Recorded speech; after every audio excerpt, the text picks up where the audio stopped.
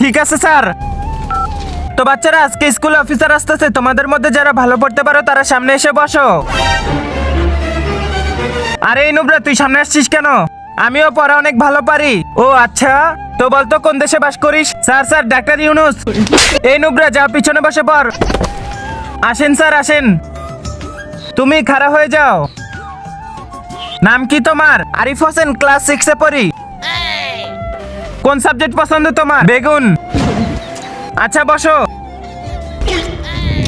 আর তুমি এখন মাত্র ক্লাস 6 এ পড়ো আর এখনই পান খাও? কি স্যার, কি এগুলা?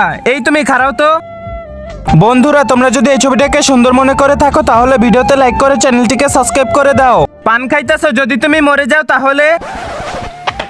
যদি স্যার ম্যাডামরাই না মারে তাহলে আমরা মরবো কিভাবে? বলো যুবা কেশরী।